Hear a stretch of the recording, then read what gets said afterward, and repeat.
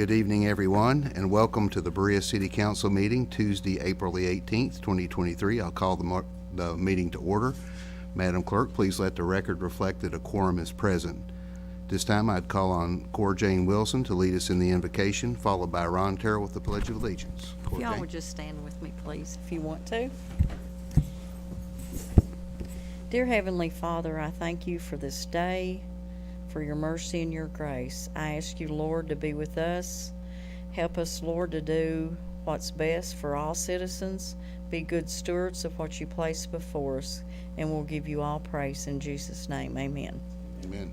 Turn face to the flag. I pledge allegiance to the flag of the United States of America and to the republic for which it stands, one nation, under God, indivisible, with liberty and justice for all. Next item on the agenda is approval of the minutes from the April 4, 2023 meeting. Is there a motion to approve by Teresa Centers and a second by Jim Davis? Is there any discussion? I'm sorry. Let's go ahead and do the minutes. We'll do that out of order. Is there any discussion, changes, or amendments to the minutes? Seeing none, I'll call for a voice vote. All in favor of the motion to approve the minutes, please say aye. Aye. All opposed, please say no. All right, next item on the agenda is approval of the agenda. Is there a motion to approve the agenda? By Mr. Little, is there a second? By Ms. Startzman. Any discussion on the motion to approve the agenda? All right, seeing none, I'll ask for a voice vote. All in favor of the motion to approve the agenda, please say aye. Aye. And all opposed, please say no. Motion carries and the agenda is approved. The next item on the agenda is resolution number 05-2023, Recreational Trail Program Restroom Complex Grant. And I'll take the liberty to read this resolution. Whereas the City of Berea proposes to acquire, develop, and renovate recreational resources to provide for the health and well-being of the general public, and whereas the City of Berea intends to make application to the Department of Local Government for assistance under the Recreational Trails Program, and whereas the Recreational Trails Program is limited to funding a maximum of 80% of proposed project costs estimated at $599,117.03. Now therefore be it resolved that the City of Berea hold in reserve 20% of the proposed project costs for purpose of matching the Recreational Trails Program assistance, and be it further resolved that in the event the award is granted, the City of Berea understands it will sign assurances to comply with all applicable federal and state laws, rules, and regulations, especially Title VI of the Civil Rights Act and Section 504 of the 1973 Rehabilitation Act. Is there a motion to approve and adopt resolution number 05-2023? So moved. By Mr. Cottle. Is there a second? By Cora Jane Wilson. Is there discussion on the resolution? Any discussion? Seeing none, I'll request a voice vote. All in favor of the motion to approve resolution number 05-2023, please say aye. Aye. All opposed, please say no. The motion carries and resolution number 05-2023 is approved and adopted. The next item on the agenda is resolution number 06-2023. This is the Land and Conservation Fund Pool Grant, and I'll take the liberty to read this one as well. Whereas the City of Berea proposes to acquire, develop, and renovate recreational resources to provide for the health and well-being of the general public, and whereas the City of Berea intends to make application to the Department of Local Government for assistance under the Land and Water Conservation Fund Act of 1965, and whereas the Land and Water Conservation Fund is limited to funding a maximum of 50% of proposed project costs up to $250,000, estimated at $500,000. Now therefore be it resolved that the City of Berea hold in reserve 50% of the proposed project cost for the purpose of matching the Land and Water Conservation Fund assistance, and be it further resolved that in the event a grant is awarded, the City of Berea understands it will sign assurances to comply with all federal and state laws, rules, and regulations, especially Title VI of the Civil Rights Act and Section 504 of the 1973 Rehabilitation Act. Is there a motion to approve? Motion by Mr. Davis. Is there a second by Katie Startzman? Is there any discussion on the motion to approve resolution number 06-2023? Seeing none, I'll request a voice vote. All in favor of the motion to approve resolution number 06-2023, please say aye. Aye. All opposed, please say no. The motion carries and resolution number 06-2023 is approved and adopted. The next item on the agenda is ordinance number 02-2023. This is a supplement to the Code of Ordinances, and this is a second reading. Mr. Gilbert. It is, and by title, it's an ordinance of the City of Berea, Kentucky adopting a supplement to the Code of Ordinances. This is an annual ordinance that is done to incorporate into the code all of the pertinent ordinances that you've done over the last, I believe it's by calendar year. So through 31 December 2022, this will incorporate all of the amendments to the Code of Ordinances that the council has done and have been approved. Second reading. Is there a motion to approve and adopt ordinance number 02-2023? So moved. By Mr. Cottle, second by Teresa Centers. Is there any discussion on the motion to approve and adopt ordinance number 02-2023? Are you ready for the question? All right, we'll request a roll call vote on this, and we'll begin with Mr. Rowlett. Aye. Ms. Startzman? Aye. Ms. Centers? Aye. Mr. Davis? Aye. Mr. Little? Aye. Mr. Cottle? Aye. Ms. Wilson? Aye. And Mr. Terrell. Motion carries and ordinance number 02-2023 is approved and adopted. The next item on the agenda is ordinance number 03-2023. This is the first reading, 145 Christmas Ridge Road, zone change classification. Mr. Gilbert. This is an ordinance of the City of Berea changing the zoning classification of property described herein referred to as 145 Christmas Ridge Road. It's 3.11 acres, owned by Nita Morris Wiles, trustee of the Glenn and Nita Wiles Trust, from R1 single-family residential to R3 multifamily residential. This is a first reading, and as always with zoning ordinances, you have three options. The first is to accept the recommendation of the Planning Commission and enact the ordinance as read. The second is to review the record of the Planning Commission, make your own findings of fact and conclusions, and make a determination. And the third is to hold your own hearing and hear evidence on the zone change proposal, and to make your own findings of fact and conclusion. This is a first reading, and you can make your determination what you want to do before the second reading. Thank you, Mr. Gilbert. And at this point, this is a first reading of ordinance number 03-2023. Just as a point of order, council, the council would do that at the next meeting, or they could do it at this if it's their choice. Could do it now or Choose the one of next three. meeting. So it can be done either time. Also, per past practice, we will open the floor for discussion on this ordinance, and I know we have several people in the audience that are interested in this ordinance. We will not have public comment on it at this time during the council discussion, but people that are here are certainly welcome to do that under the parameters in public comment later in the meeting. So at this point, I would open the floor for any discussion per past practice from the council on the first reading. Seeing none, we'll move forward. And the next item on the agenda is department head reports. And tonight's featured department head is Kevin Howard, General Manager of Berea Municipal Utilities. Kevin, welcome, and you have the floor, sir. All right, good evening, Council, Mayor Fraley, Administrator Beverly. We appreciate the opportunity to give you an update on what's going on in the world of utilities tonight. I wanted to begin with some quick numbers from our Doppler After Hours call center.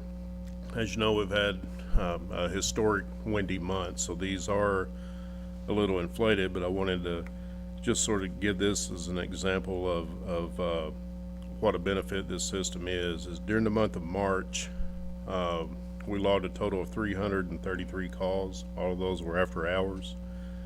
Of those, 303 were electric related, 7 water issues, 4 sewer issues, 10 billing issues, and then 9 customer hang-ups. Another thing that I really like about this service is the response time that it gives us. The average time of acknowledgement was 3.1 minutes that we were able to acknowledge once that call was given to our on-call staff. And I also like to point out that during the most severe wind event, we also brought in some administrative staff just to more for an organization and getting everything together in response. We fielded approximately 200 calls that night. So we do feel like it's been a success, but with that, we want to encourage our customers to, if after hours, if you call the after hours number, it'll automatically transfer you. Spend a couple minutes there, name, issue, address, and I assure you that we are getting the information onto our on-call people in a short amount of time. We'd also like to encourage our customers to give us any feedback, positive or negative. We've not really heard anything from this, but I will say that Doppler's been great to work with on any issues that we've had during implementation of this system. They've been really cooperative on implementing any changes that we needed. So if there's anything that if you use this service, anything that you use as an improvement or feel that would be an improvement, let us know, and we'll certainly address those. Another customer offering that we're working to implement is through an organization called Service Line Warranties. We're currently working on finalizing a service agreement with this group. This will give our customers an opportunity to work through a reputable third-party vendor to purchase insurance that would protect against any customer-owned sewer and water service lines. As you know, as infrastructure ages, the risk of having issues, needing replacement or repairs also dramatically increases. This just gives our customers an opportunity to protect themselves against some of these substantial cost of replacements. Over the past few years, we've seen an increase getting called out and the issue being on the customer side, or there's tree roots, or it's felling pipe or whatever. And oftentimes we see that they might just get the tree roots out and then a month later they're right back. Although we're not directly related any shape with this company, it'll be totally an agreement between the customer and the company. We have vetted the company. We feel they're reputable, feel that it is a quality offering that we can offer to the customers. So probably within the next month, there'll be some flyers go out to our customers on that, give them the opportunity. Just wanted to make them aware. Also another, while I'm on customer service, we want to really encourage through the Doppler organization as well. We have the notification system. If you're not signed up for that, we strongly encourage that. That was a great tool, great asset to have during the electrical outages that we had. You give us your contact information. It's a mass text alert system. It's also do a call to your home phone. You can set that up. There's options on how you can set that up. And if we have a water leak, a water advisory, electric outage, we can draw a polygon on our GIS mapping. All the customers in that polygon, it'll instantly send out the message that we type in. So just another great way that our customers can get the most current and up-to-date information anytime we have an event. Also wanted to report, I've set a goal of having our AMI metering project ready to bid, go to bid by the end of May. We've delayed moving forward with this project over the past couple of years, mainly just timing with everything else, but also we wanted to be sure that we evaluated all the technology that was out there. We've had in-depth discussions with 2 vendors. We like the offerings of both of these vendors, but certainly it's going to be an open bid process, and many options out there. It goes strictly from a meter change out, we implement everything, or there's complete turnkey systems out there, and there's advantages of both. So should have this ready to go out by the end of May, and we'll evaluate those bids. Also, our reservoir levels, they're holding steady with the consistent rainfall. Each lake is currently at or near capacity.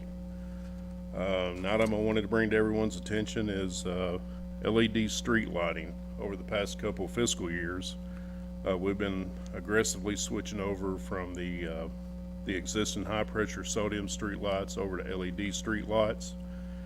Past several months, we've received some complaints, and we've noticed that some of these lights have a purple hue coming from the lights. It casts a purple or a violet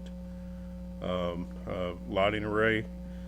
To this point, we've not had a level of complaints to raise any serious alarms, but we want to encourage our customers to report any of these to our operations department. The reason being is every light that we've had to change so far has been under the 5-year warranty. So it is, we actually had one of our on-call members went out one night, drove the system. This was probably a month ago. To our knowledge, we've changed all those out, so if there's any we've missed, or if any that's happened since then, please report them to operations, and we'll get those changed out and hopefully reimbursed. Some of the current projects we're working on, airport expansion. We've received the easements, reviewed those. We're currently reaching out to the property owners for signatures. We've been told that once the signatures are obtained, our engineers have notified us that once they have the signatures, that this project will be ready to go out to bid. Our hydraulic modeling, I've gave a few updates on this in the past. Pleased to announce tonight that we have completed that. We had a preliminary meeting with our engineers last week where we went over that data. We were able to identify 11 areas in our system by using this model where we can do small to medium-sized projects to loop in lines, which would aid us in water pressure and fire protection. I'll be reflecting that in the upcoming budget. I'll have those areas identified. Our sewer flow monitoring collection system modeling is continuing. Most recent data includes a scenario where we plugged in a 2-year, 24-hour rain event. In Kentucky, that's around 2.5 inches. And what that does is it gives us a forecast of all of the manholes where we would have sanitary overflows. What we can do with that, we break that down into the sewer shed, and that tells us which sewer shed is in most need of maintenance and repair. Currently, we're deploying our flow monitors based on this in the Brushy Fork sewer shed area. Cleaner Water Round 1 grant money, if you remember, we had a substantial grant to do a repair project, and with this modeling, we can use that money to get more bang for a buck, if you will, on the area that we can make improvements. Speaking of cleaner water, the Round 2 project is going to be used for the Highway 595 pump station and force main expansion. As you all know, this area around the northern I-75 exit is exploding with growth. There's potential for more. So we're in early phases of preliminary design. We'll be upgrading that pump station and being sure that we put the capacity in there to where we can meet the upcoming demand. Actually have a meeting with our codes department next week. We're gonna one of the first parts of that preliminary design will be identifying each lot and the way that's zoned and what we anticipate would be in there and the increased demand on the system. Several maintenance issues that are wastewater treatment plant that I wanted to bring you up to date on since the last report. We've completed or have upcoming repairs. They include a new variable frequency drive, or VFD, for aerator system. We had to order a replacement inflow flow meter, replaced a gearbox on one of the screw pump trains. This used our spare shelf item gearbox, and we've reached out to our vendors for pricing in order to get another spare on hand. Another issue in our aerator ditch is back during the extreme cold weather we had. Apparently we had a split coupling and a retainer plate there that holds the shaft up in that aerator. That busted, and so we have one ditch that we can't use right now. Parts have been ordered, delivered, and we've currently reached out to our vendors to get some pricing on the repairs. You know, each year you guys see our budget, and you know, the equipment and infrastructure R&M is always a large line item in the sewer. Up until 6 months ago, you know, or 3 months ago, I was thinking, well, maybe we're going to be able to decrease that, but man, when it hits out there, it's expensive, and it's imperative that we have that money in order to make those repairs quickly. The gearbox on the screw pumps, that failed on a day like today, you know, just a perfect day. They were given 3 to 4 inches of rain in 48 hours. And I remember calling Miss Beverly, I think they had 1 hour to go on the repairs when the rain started. So it was, you know, if we hadn't had that spare item on the shelf, we would have had an issue there with overflow at our sewer plant. So also asked, during this, I asked Scott Johnson, our chief operator out there, just to do a count, you know, for budgeting and just planning purposes. We've got 49 pumps, 26 motors, and 26 gearboxes just at the sewer plant. So the guys do a great job with preventive maintenance, but that is a lot of equipment out there to try to project failure and the maintenance. We recently completed projects at our water treatment plant, or wastewater treatment plant. This changed all of our interior lighting over to LED, replacing the aging fluorescent fixtures with more energy efficient fixtures, and it should also reduce some of our maintenance expense. The lighting that we had out there was reaching end of life, a lot of repairs, a lot of maintenance. So we have completed complete implementation at both plants. Our electric division, we recently completed infrared imaging of all of the circuits in the Rash Road substation. This gave us an opportunity to open and inspect all of our underground switchgear, pad mounts, sectionalizing cabinets. Also, we piggybacked on this as an opportunity to complete all of our underground infrastructure mapping. So we're 100% complete on that on the Rash Road substation. Identified approximately 20 issues. This allows us to proactively make repairs before failure. Anytime we have an underground failure, it is costly, it is time consuming. That is the disadvantage of underground. If you do have a failure, it's more costly and time consuming to get service restored.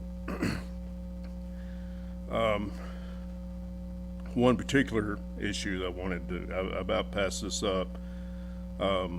We found a pad mount that feeds the emergency room department at Berea Hospital. No idea that we had an issue there during this inspection and infrared imaging. We found some hot spots there. We looked at, there was an oil leak in that transformer. So we were able to schedule this as a planned outage rather than a forced outage, and those repairs were made in a 4-hour period of time, at a time that was less impactful on the hospital. We're also going to be able to upload all the imaging and data we collected into our GIS mapping system. It gives us a baseline to compare to during future inspections. Our tree trimmers are currently in the Fairway, Forest Center street areas, Lorraine Court, Rock Castle, Madison, and Water Street areas will be next. And again, last and certainly not least, Mr. Davis, is the Owsley Fork project. Pleased to announce that we have made progress since the last update. We submitted an additional design funding request. I think I had updated council since we'd done that. This is to cover the design cost of all the changes incorporated by NRCS with the first 90% submittal. We had 3 rounds of negotiations. We found out a couple weeks ago that verbal approval has been given to proceed. The next step in that is a written report from Kentucky NRCS to the national team that justifies those changes, that we've agreed to them, that we went through the negotiations, and that they feel that they are warranted and justifiable. Once approval is granted, it should be any day now. We've been waiting on this for a couple, 3 weeks. We're prepared to move forward in design and the resubmittal. With this latest hurdle, when all this came out, I asked the design team that we need to solely focus on getting this approval and getting design resubmitted towards 100%. So with that, we sort of backed off on some of the cemetery relocation, the roadway elevation and water cover during the rain event, property acquisition, utility relocates, off-site storage. We were working on that simultaneously while we were looking at getting the design resubmitted.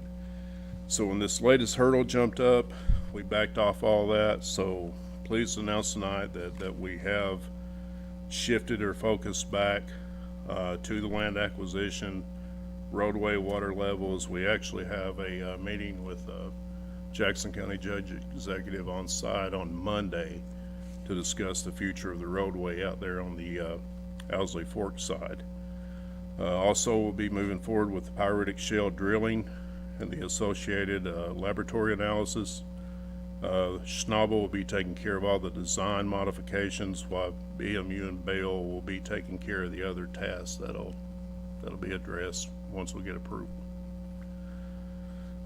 So one other thing to report there, we did find out last week that another possible hurdle that we've been made aware of was once we get design approved from 90% to 100%, that it could sit on the desk until we had the federal construction monies allocated. We did find out last week that those monies are in place. Everyone's aware of this project, and they're ready to be distributed once we get the design approval. So with that, I can take any questions, concludes my report. Yes, Go sir. ahead, Jerry. Go ahead, Jerry. Kevin, just briefly touch on AI metering for the public, what that is. So right now we have a AMR system, which is the drive-by.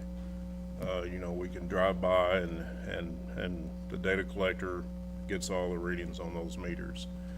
The AMI is Advanced Metering Infrastructure, is acronym for Advanced Metering Infrastructure. One of the delays on this, we first started looking at this several years ago. And for it to make sense for us as utility, we wanted to not only do the electric, but also do the water. When we first started looking at this, it was literally probably the best technology out there was a hardwired system from the customer's meter base over to the water meter. So that was a couple years of mulling that over, and the expense and the construction headaches there. But we now have the technology. It's evolved to the point to where, the water meter can report to the electric meter. The data, the collectors that we have in the office will be able to upload both of those readings. Customer side, we'll be able to do daily reports on the water, and some of this is going to vary with the system and the cost. But you can do daily reports on the water in 15 to 30-minute increments. The electric, you can get pretty much instantaneous readings I think one of the systems is every 15 minutes you can get instantaneous readings. Not only for the utility, we're also going to have a portal for the customers that they can look and see their real-time energy usage. Will you be able to cut the meter on and off from the office now and not have to go out? Correct, on I all would say of, a new somebody wanting electric or wanting it shut off, you can do it from the office now. that is the feature. And the short answer and the accurate answer is yes, but I wanna also throw in there that where the technology is now, any of your industrial or commercial class meters, that would still be a manual disconnect. But I'm This would be talking about residential, yes. The water meters, that's very feasible, but it is costly. So probably what we would do is, you know, it would probably be customers that's had a history of cutoffs or whatever, we could add that feature. We don't intend to go out to all 4,000 of our water meters and put in automatic cutoffs, but we will have an option of where we can add it to meters that we choose. Okay. One more question. You briefly touched on the insurance that's coming up, something new on sewer and water lines. Is that gonna be a pamphlet or something put with the people's bills that's sent out? How will they find out about this? We will be out of that. I think on the service, and again, we're finalized. I was debating on whether or not to put that in, but I do feel like that we're to the point where we can move forward with it. We're still we want to go through the service agreement. We gave them the first round of changes that we wanted. They granted those. Corporate counsel still needs to review that. They will be using on some of the notifications to the customers that will have the BMU City of Berea logo on that, but it'll be an agreement totally between the customer and this third In party. the service, I understand. Yeah. And what about the cost? You don't want to talk about it now? I anticipated that may come up, and again, this is, this was when we first started discussing this. There's gonna be different levels, but there's an external water service line plan, and don't hold me to this, this will probably be updated, but it was $575 per month that, covers all of the repairs. That'd be for the replacement. residential then, and probably commercial will be higher, or is it offered on commercial? To my knowledge, this will be for every customer. Oh, okay. The external sewer, plan was $775 per month on a sewer line lateral. So for approximately $1,350, per month, you could both. have, yeah. And we really, some customers, if I'm asked about it, if it's a newer residential home, it's probably not gonna make, fiscal sense to sign up for this. But there's some of you're- these older homes in some neighborhoods that you can't get to the sewer. It would be it's really expensive if something happened. Right. It cost you 10 grand to get it to work, if you'd had to. Almost every week, we have, we'll have a customer call in, and especially on the sewer, you got a lot of the clay pipe, notorious for failure, 40 to 60 years old. The lateral lines go through the front yards, backyards where the shade trees are. You got roots infiltrating the pipe, and it is the customer's responsibility from the house to the street. I understand. And a lot of times what we see is customers paying a plumber 3 or 4 different times to come rod the line. The roots grow right back. We just felt like that this would be, we vetted the company. Other cities that have used this company seem like they had some success. It's going to be totally up to the customer, but we feel like it'd be wise for them to consider whether or not it'd be the best option for them. I appreciate that, Kevin. Thank you. This is, just to clarify, this is not something that people can sign up for yet, but Correct. it's coming down the pike. Correct. So stay tuned. I don't think I even answered your first question was customer billing. It will not be in our billing. We will probably maybe do some social media outreach to let them know it's coming, but it's going to be a mailing from this company, not BME. Well, you want to make sure that the people don't think that the cities are putting it on. It's independent. That's what Correct. that's very important to understand. Correct. That the city's not really into that insurance business. Correct. Okay, thank you. And we will stress that when the time comes, that it's totally a third party. Corjane? On the automatic cutoffs off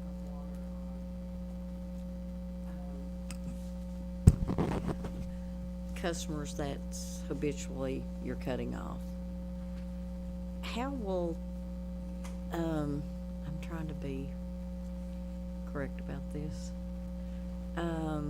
For those that are maybe always flipping their electric or water back on themselves after it was shut off, how will that, is there, We currently, by ordinance, have a meter tampering fee. Right. Once this is fully implemented, I think that we really want to relook, talking with some other utility directors that's implemented AMI, you know, that water disconnect is an expensive feature. When that goes in, maybe the disconnect fee or whatever is gonna be, you know, you cross the reconnect fee. If you have that in there, maybe the reconnect fee for AMI would be significantly more to help pay for that. There's options, unlimited options really on how to recoup that, but we currently have a meter tampering, penalty that we could enforce without any changes. But once we fully implement this, I think we Like- wanna go top to bottom and relook at, see if we wanna. I know previous years, you all have to go out and check to make sure they're still off if they haven't been paid. Correct. So this you can do computer, Yes, good deal. yeah. Other questions for Kevin? Ronnie? I wanna make sure everybody understands, this insurance starts for a homeowner from your all's meter, or meters, to their property. Like electric is from the electric meter on the pole into the house. And for the water, from your water, Customer side of the water meter into the yeah. house. are you gonna have anything for sewer? So one of my goals for next fiscal year is to relook at this sewer ordinance and spell that out better.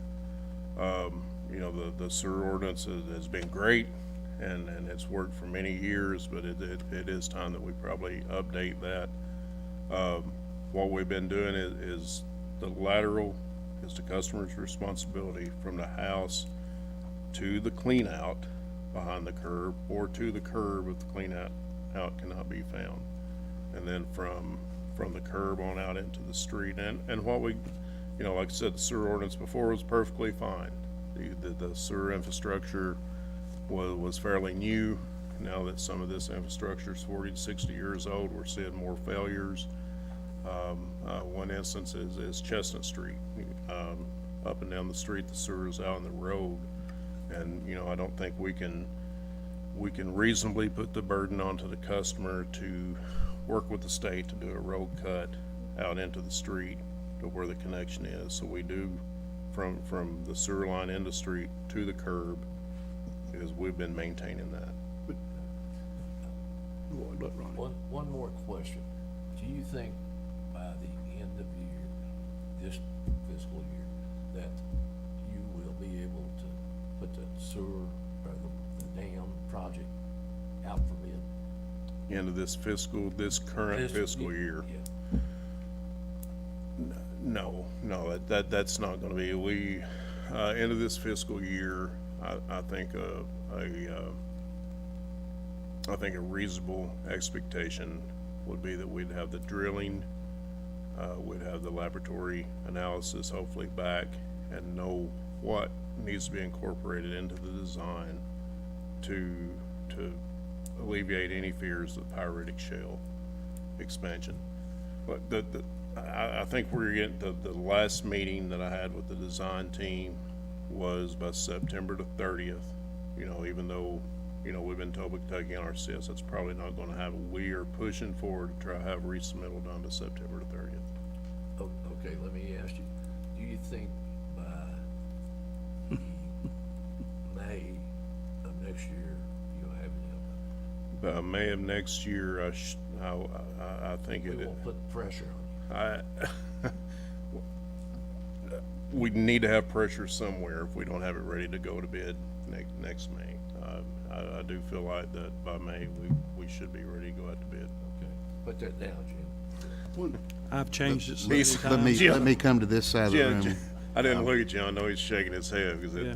it has been a moving target. It's been frustrating, and I know it's, you know, probably times of wondering, but I'm telling you, behind the scenes, every week, we're pushing this project. Let me ask you, how many years have you been working on that dam? Because 7 or 8? 6, More than that. Yeah, I think it's a little more than 6. that, yeah. Goes back way before that. We're in year 5 of design. It was 6 years for permit, getting the permit granted. Actually, I gave an update, and before I sat down the last time, probably a year ago, was I stated that the first email I saw was late 80s, but I realized that was an email. It was a letter. It was a correspondence from the late 80s, and at the time, we were looking, you know, it was Berea College water, and we were looking at building a new reservoir. So we were exploring, searching into building a new reservoir, but we're year 10 into knowing that this was gonna be a joint project with, year 11. We're in year 11 knowing this is gonna be a joint project with Kentucky and RCS. Let me come to this side of the room and ask if there are other questions for Kevin. Katie? It's great to hear about the strategy for sewer repairs and keeping those items around. And it made me wonder about when the dam is completed, our sewer capacity and also like sewer aging. Is that something we're gonna start seeing in like the capital plan in the next few budgets? Or do you have a rough idea about that? I don't know anything about our sewer capacity, or I can't remember. So our sewer capacity has been, the last year we had, compared to the previous 5 or 6 years, was abnormally dry. Division of Water will usually step in when you're around 80 or 85% of your design capacity. Up until last year, we were there, but it was not, you know, we feel like, well, we know that it wasn't from development. You know, our base flow was around 2.9 to 3 million gallons a day. And then as the rains come, you immediately start seeing that infiltration and inflow hitting the plant. So, you know, one of the misconceptions is, you know, if, in a pinch, we just redesign the sewer plant, but Division of Water, that's not the way that approval works. You know, they come in, and once the average yearly flow is at 80 to 85% capacity, you know, that's a complete analysis of your system. We're showing we got a 2.9 or 3 million gallon a day base flow, and a 10 million gallon a day wet weather flow. They're not gonna permit expanding the plant until you address the I&I. And that's what we've been doing the last few years. So, And that's a 10-year project to get that done, to get a new sewer plant. Dams are just 7 or 8, 10, 11 years. I'm being funny, Kevin. I deserve it. I'd like to argue, but Mr. Davis, I can't. I want to go back to Jerry, but first, David, Teresa, Jim, anything on this side of the room? Jerry, you had a follow-up question, sir? Just one question. Did I hear you say that you, in the next year or so, you was gonna look at the ordinance on the sewer lines? That's a goal that I'm gonna have for next fiscal year, is updating our sewer use ordinance. But- The only thing that's really been updated on that, and this is Division of Water mandated, is our parameters for industrial use customers. We get those updated. Yeah, it's probably been 4 or 5 years, but it's in a cycle, but we've not really updated But that. we have an ordinance on the books that, it's, the city's responsibility to curb back and then the property owner from the curb in. It's ordinance. I've got a copy of it if anybody wants to look at it. On the construction, yeah, I agree with that. Okay. It needs to be spelled out better. It's- okay. That's on the construction, that we will provide that to. Sometimes some homeowners gets misled on that by certain plumbers And a homeowner just can't cut the street now. That just, they can't do that. We shouldn't ask them to do that. And we don't. I mean, that ordinance says we don't. Okay. And it's, you know, like I said before, it wasn't an issue 10 years ago, but now as I understand, but still yet, the city needs to own this trunk line up to the property line. agreed. And that's their responsibility, and property line in is the homeowner's responsibility. We want to clearly spell that out. And that's what the ordinance says now. All right, thank you. Other questions for Kevin? Kevin, you've done well answering lots of questions, and now you all know there's a lot going on at utilities. So Kevin, compliments to you and to your entire team for the good work that you do, and thank you for the report. Thanks for your time. All right. Priscilla, I think you're the only other department head. Anything for the council? All right, seeing none, we'll move forward to public comments. Would any members of the public like to address the council? Any members of the public like to address the council? All right, seeing none, we'll move forward to the city. Okay, if you'll come up, I'm going to read this real quick, Josh, and then I'll ask you to state your name and your address for the record. The public's given the opportunity to speak to the city council during the public comment portion of the meeting. Any comments exceeding 3 minutes should be scheduled as a presentation through the mayor's office. When recognized, please go to the podium, state your name and address for the record. Comments should be business-oriented, and we ask for no inappropriate language or naming of any person individually during your comments. Sir, you have the floor if you'll Well, state thank you your very name and your much, address for the Mayor. record. Welcome, Josh. Thank you, Council, Administrator. So this is in reference to the ordinance that had the Josh, first... if you would, your name and address. Oh, for the yeah, record. Joshua Bills. Thank you. In reference to the ordinance that was read tonight, the first read about 145 Christmas Ridge Road. And I just want to say I've had the immense pleasure to serve on the City of Berea Zoning Adjustment Board for many years. Admittedly, it can often be very challenging too, especially around attempting to comprehensively identify all the pros and cons on a case-by-case basis related to requests for variances and conditional uses. Try as we might, it's impossible, but it's a worthy goal to attempt to foresee all possible outcomes resulting from decisions made on requests. In addition to property owners bringing requests before us, I feel a deep responsibility to the City of Berea as a whole and to the local community immediately surrounding the location of proposed property owner requests for changes. And to me, that responsibility means taking consideration of all impacted, both negatively and positively, and looking beyond just the impacts of today, not just 5 years from now, but 20 years from now, a generation from now. You've heard ordinance language brought to you tonight to change the zone classification of a sizable piece of property from low-density residential to high-density residential. A property that is literally in the backyard of 10 low-density residential properties.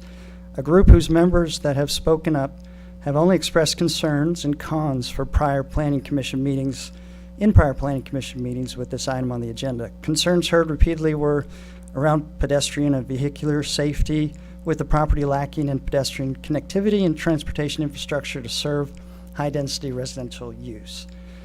A piece of the property centered in an area that, when you compare the 2020 current land use map to the 2020 future land use map, does not show an increase in high or even medium-density residential use, but rather shows an increase in low-density residential from higher-density use. Full disclosure, my family does own property, a family home, in one of those 10 adjacent low-density residential properties. And in the 30 years, little has changed in terms of land use. This even includes an outlier, Moore's Grocery, a formerly non-conforming low-density residential property that almost 20 years ago, just before the property was sold, and as I recall, one of the influencing factors in the request for approval to a B2 major business zone status, one of the influencing factors was the premise that no anticipated changes in the existing use would likely happen. I think the neighborhood and the traffic in that area have been lucky that little has changed in the use of that property since the zone change and the sale by Moore's family. However, I do have anxiety now about the possibility one day of use of that property changing. With current status, a gas station comes to mind, one that could be developed at an intersection where vehicular accidents, pedestrian injuries, and even death are not, unfortunately, infrequent. Thus, my ask to you, Berea City Council members, that in your decision to this ordinance, go beyond today in considering this request.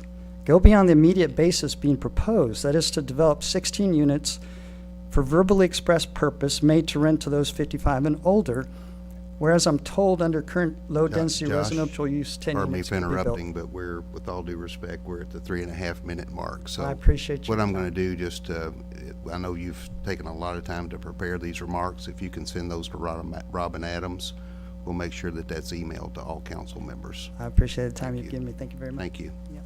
Would any other members of the public like to address the council? All right, seeing none, we'll move forward to the city administrator's report, and I'll recognize Rose Beverly. Rose? Thank you, Mr. Mayor and Council. I don't have a long report tonight. I just want to talk to you about something that I've been seeing happening a lot.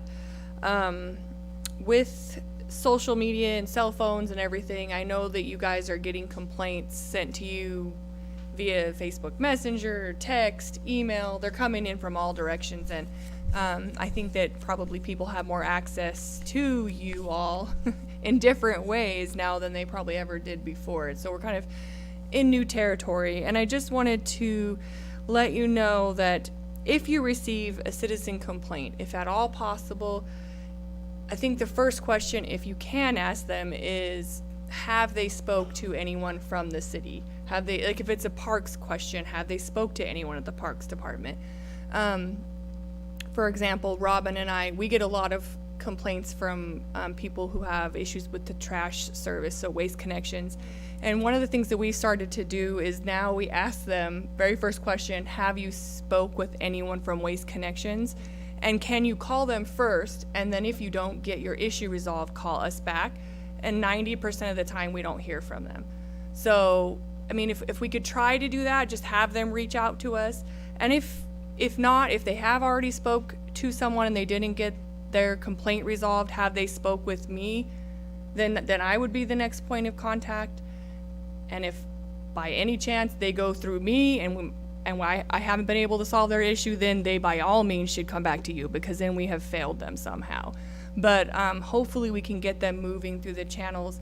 We do have issues, and we just had one lately where an individual had an issue and they contacted 3 council members, me, and I think they tried to contact the mayor. So then we all started working on the issue, and we converged together and found out we were all trying to fix the same thing, which can also be really bad. So if the complaints kind of try to get funneled, everybody's trying to help, but sometimes we help too much, and then that doesn't work either. And then the other thing that happens is I'll get a complaint like from one of you about something, and I'll try to help, and then you have to tell them, and then they tell you, and then you tell me. But the issue then is that I can't ask them questions, and sometimes I have, questions that I need to talk to them about. So trying to cut out the middleman, and you guys, it's not your fault. I think you're always trying to help, and I'm glad the citizens have a way to reach out, but I think if we can try to funnel them through the proper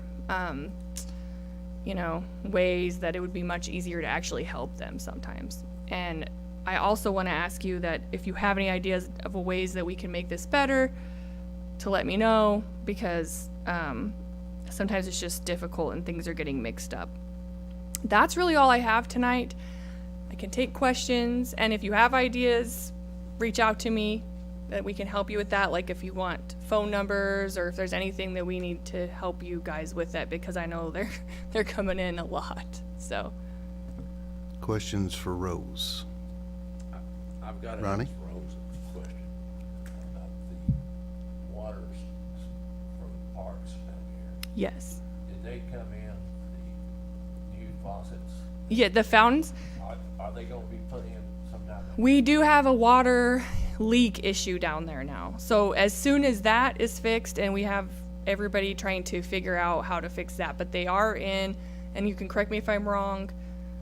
We do have the parks director here, so if I say anything wrong, please let me know. But they are in, but we have an issue, a pretty bad, significant leak that we have to work out first. Can't we get 1 or 2 of them hooked up? Sill's gonna step in. Other line?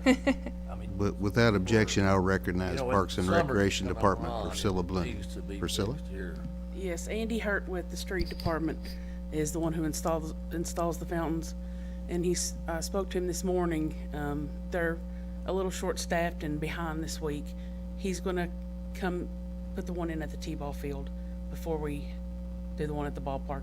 We obviously can't put the one in the ballpark until we get the leak fixed, but he will install the one at the T-ball field as soon as he's freed up.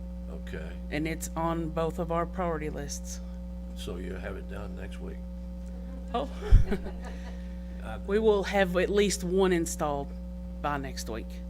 And as soon as we get this water leak fixed, we've called 811, we're still waiting on them. They said they'd be out by Thursday, so day after tomorrow. So then Utilities is gonna help us out and take a look at the leak and try to get it fixed. Before you find, you got an 811 that's gotta find the leak for you? Or- Well, they have to mark, the gas company and all these other, the electric has already been marked in the water by Utilities. Well, so 811 has to come out and, call 811 before you dig. The standard. have to Thank do you, that. Priscilla. Good commercial. I don't think there are any gas lines running. I don't either, But, but Still I have was, to have it marked. we need to get. I don't wanna find that out the hard way. End of April, or 1st of April, need to be in. It is, I assure you, it's on the top of our list, and as soon as we have the staff, and I'm assuming Andy will be here any day to get at least one in, but all three will be in the next few weeks, barring any other setbacks. Thank you, Priscilla. By the end of the month, we have all of it. It depends on the leak. I mean, it is a significant leak. So if we can, sometimes they're hard to trace. If we get that fixed, but we can keep you updated. Little girls and boys are always thirsty. Yes, sir. They sure are. One will be helpful too because that one will be leading up to it. So we'll at least have one. Yeah. Other questions for the city administrator? Teresa? It's not a question per se, but I don't want anybody who's watching, listening, hears a report of this, to think that the general public cannot contact their elected officials for any reason. And we'll be glad to forward that to you and ask them to call you, but we don't want the general public to think that they can't contact us. And I don't think that's what I was saying, but I it's just really know hard that, to yeah. help them if we don't have the information. Understand where Yeah. you are, and I will always forward that information to you and have tried to. Yeah. But we just don't want the public thinking that they can't contact. No, and if they want to contact you, but if it's a parks question, I mean, there's a proper route to get help. If they have a question for Priscilla and they ask you, it puts you in the middle, but we can route that way if that's the way we need to do it. Just not as efficient, and especially for other issues, they can always contact you to let you know things, but we're here to help as well. And you are, and Yeah. I don't think there's one of us that wouldn't let you know or direct them to the correct person. I just don't want the public to perceive anything that's not accurate, that they can't contact us about problems. Yep, Thank you. yeah. Other questions or comments for the city administrator? Ronnie? Rose, one thing about contact, sometimes when citizens call us, they say they got a problem where it's at, don't tell us what it is. So we can't communicate that. I mean, just like the one we had last week. Yes. I didn't know what they were talking about until I went down here. And you just happened to pull up and catch me down. Which that was one where we had 4 people working on the same thing, but no one told me that you guys had an issue down there until we were already working on the issue. We could have bought stuff and you guys could have bought stuff and that would have been bad. So that's exactly what I'm talking about, where we were all kind of trying to work on the same problem at the same time, and I didn't know that you guys had been called. So it does make it complicated sometimes. Other questions or comments for the city administrator? Seeing none, thank you, Rose. I wanna say one Go ahead, Jerry, go right ahead. If I get a complaint, I usually, if I can take a picture of it, that's the best thing to do, and I usually send it to Rose, and she always takes care of it, seems like to me. That's all I'm gonna say. I do, and I just appreciate being in the loop. That's all. So much, because you guys are getting them, and it's not anything we can do about that. And it's not necessarily wrong. Just, I'm gonna start giving out your phone number. you can. All It's right. gonna come to me anyways. Thank you, Rose. Okay. Appreciate the report. Thank you. The next item on the agenda is mayor's comments, and first, I didn't get to acknowledge him earlier, but the Bluegrass Area Development District does a lot of good work on behalf of a lot of cities throughout the Bluegrass ad, but in particular, we're happy to have Donald here that's helped with both of the grants that we had the resolutions on tonight. So Donald, thank you for the work and for working with Rose, and for on behalf of all the ad, we appreciate the work that the ad does and certainly the work that you do. So thank you for being here. All right, and the only other item that I have to report to you tonight, I have made 3 board and commission appointments since our last meeting that I needed to let you know about. One is Aaron Crawford has been appointed to represent the hotel motel industry on the Berea Recreation, Tourism, and Convention Commission. As many of you may know, that Patrick Houston resigned. He's taking a new position. He is leaving Boone Tavern and going to work for a new hotel in Lexington. So Patrick's still going to live here in the city of Berea, but we really thank him, Patrick, for his service, and look forward to working with Aaron, who would fill Patrick's unexpired term. Additionally, I have reappointed Janelle Lakes Davenport to a 3-year term on the Berea Human Rights Commission, and also reappointed Katie Heckman to a 3-year term on the Berea Human Rights Commission. And that concludes my report. And next, yes, go right ahead, Jerry. On the tourism board, then they'll, Yes, sir. the tourism board voted chair in there, because Patrick was the chair. Yes, sir. My understanding is that they did that at the last meeting, and Bill West was voted Okay. as the chair. Should be a good candidate. Yes, sir, I think so too. Anything else for me before we move to council comments? All right, Jim? Aaron Crawford, I don't know him. What does he do? Aaron, let me make sure I got his title right. He is the sales and marketing manager at Boone Tavern. So I think Patrick had held that position at one time and moved up a position higher, and that Aaron is actually doing that. I went and met with Aaron and talked to him at length, and he's going to do a fine job, and he does live here in town. It's in Hurley Street, so we're happy to have Aaron, and he's been highly recommended by Patrick, and I think he's going to be a great candidate for us. Okay. All right, next we'll move to council comments, and this time I'll begin with Mr. Little. Jerry? I've just got one thing. I want to thank Kevin Howard for the good reports you give, and I don't know everybody understands how important job that sewer and the water and electric is. I mean, everybody don't think about it, they lose it, and then it's very, Kevin, I just want to really thank you. Thank you for the report. Thank you, Jerry. Next we'll move to Steve Cottle. Steve? No comment. Thank you, sir. Y'all mark that down.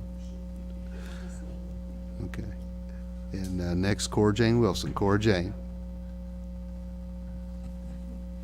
I'll try not to talk too long because Steve has to mow. I just want to say thank you all for coming. Kevin, I appreciate your reports, and if people don't, I retired from the utility, so if you don't understand it, it's a hard go, and thank you all. Thank all of the city employees, but thank you all for what you do. Thank you, ma'am. Next, Ronnie Terrell. Ron? No comment. Thank you, sir. And we'll go down to the far end with Jim Davis. Jim, you have the floor, sir. I want to thank Kevin too. I'll give him a rough time, but I know he's working, and keep pushing, big boy. Thank you. That's it. Thank you, sir. Next, we'll move to Teresa Centers. Teresa. I mowed earlier, so I'm just going to talk and talk and talk. No, I'm not.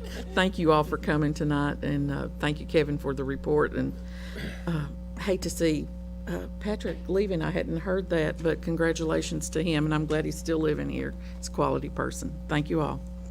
Thank you, Teresa. Next, we'll move to Katie Startzman. Katie, you have the floor. Thanks. I am grateful to the citizens who came out tonight, and those of you who are here in relationship to the Christmas Ridge zone change. I would love to hear more from you all. I'll be rewatching the Planning Commission meeting before our next council meeting, because it sounds like a really complex issue, but what's the email address? Is it council@bereaky.gov or citycouncil@bereaky.gov? Because there's one email address where you can email all of the council members instead of typing in all of our I'm pretty sure it's city council. city council, yeah, at so, bereaky.gov. anyway. But that will just go to the council, and it would not go to Rose, Sure. Robin, or me. So. Sure, okay, sorry. I was No, trying it's to think okay. of a way to make it easier for Yeah, everybody. and that would be a good way to reach all the council. And again, any concerns can also go to Robin. Smart. The request to forward to everybody. Yeah, that's a good idea, Both too. ways work. Yeah, but I'd love to hear your thoughts as well. Thanks. Thank you, Katie. And for the last word, David Rowlett. David, you have the floor, sir. I don't have to mow anymore, so. Got somebody in the business. Couple of things. First of all, I want to thank Kevin. On my years of serving on the city council, I've always been impressed with the utilities. It's something we often take for granted. I'm very impressed with their efforts to modernize services.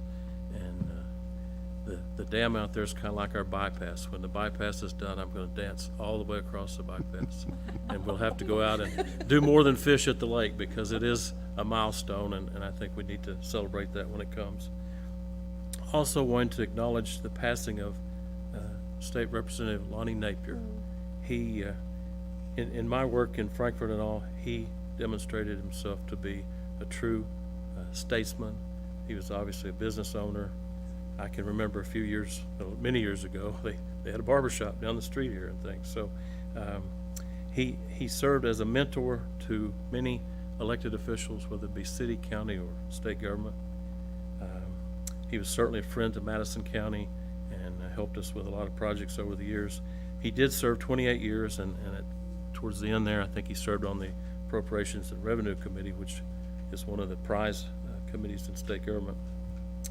We need to recognize him for his efforts, I think, many years ago, to recognize Berea as the folk arts and crafts capital of Kentucky.